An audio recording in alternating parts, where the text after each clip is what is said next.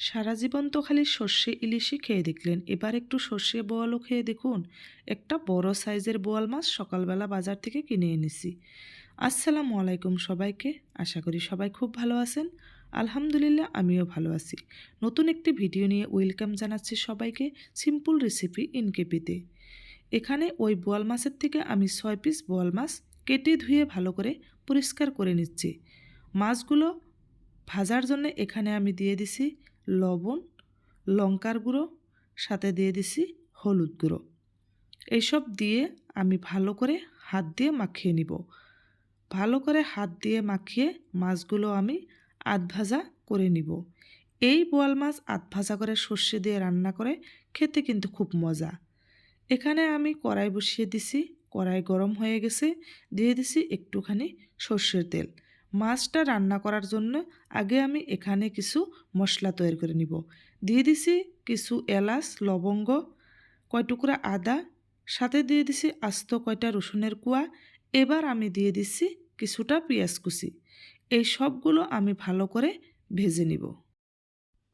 কালারটা চেঞ্জ হওয়া অবধি আমি ভালো করে নেড়ে চেড়ে ভেজে নিব। এবার আমি এখানে দিয়ে দিছি 1 চামচ গোটা জিরা।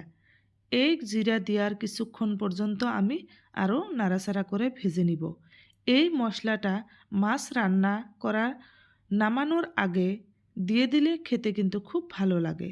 হয়ে গেছে, এবার আমি নামিয়ে নিছি।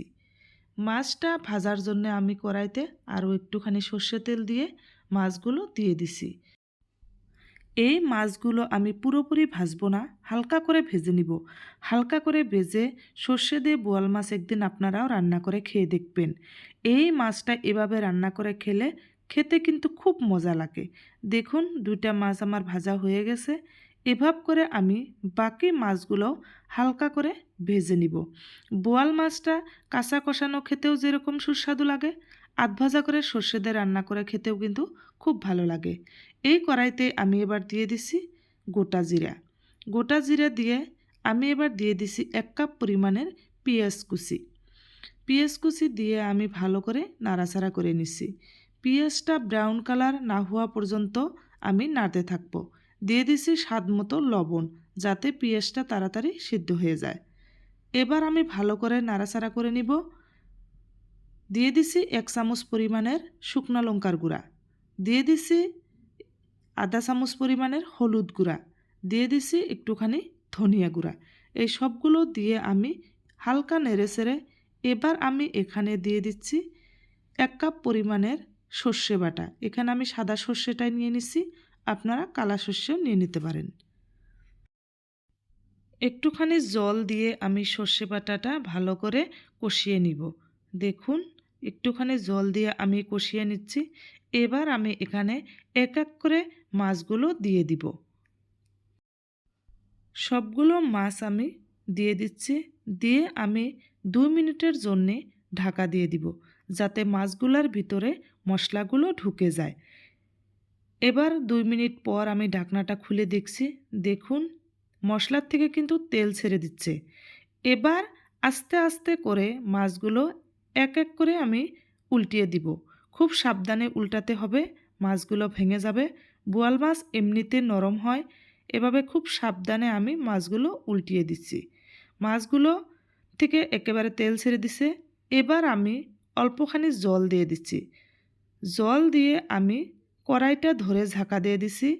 নাড়াচাড়া করলে কিন্তু ভেঙে যেতে পারে। এবার আমি এখানে দিয়ে দিছি কয়টা চেরা কাঁচা লঙ্কা। জলটা ইতিমধ্যে ফুটে উঠছে। এবার আমি 5 মিনিটের জন্যে ঢাকা দিয়ে দিব। 5 মিনিট পর ঢাকনাটা খুলে দেখছি। দেখুন, মাছের কালার দেখুন। সর্ষে দিয়ে এভাবে বোয়াল মাছ রান্না করলে সবাই আঙুল চেটে পুটে খাবে। এরকম সুস্বাদু একটি রান্না আপনারা বাড়িতেও বানিয়ে খেয়ে দেখবেন, খুব ভালো লাগবে। এবার আমি এখানে যে মশলাটা বানিয়ে নিচ্ছিলাম সেই মশলাটা ব্লেন্ড করে রেখেছি। এই ব্লেন্ড করা মশলাটা আমি উপরে দিয়ে দিছি।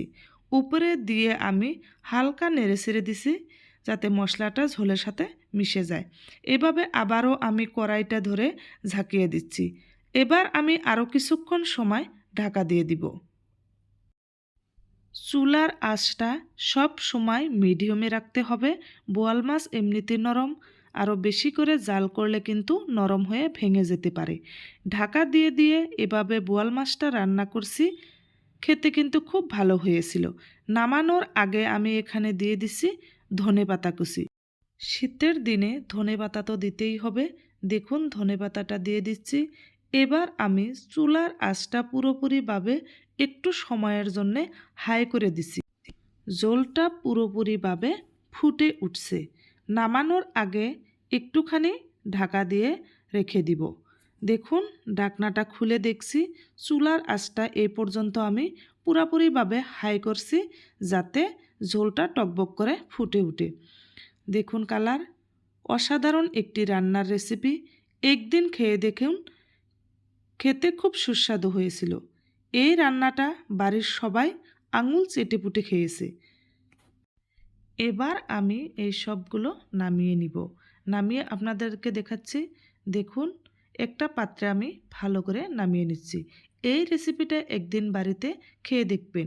বোয়াল মাছের রেসিপি কার কার ভালো লাগে আমাকে নিশ্চয় কমেন্ট করে জানাবেন। যদি আমার এই রেসিপিটা ভালো লাগে থাকে নিশ্চয় আমাকে like, subscribe, comment and share করে দিবেন।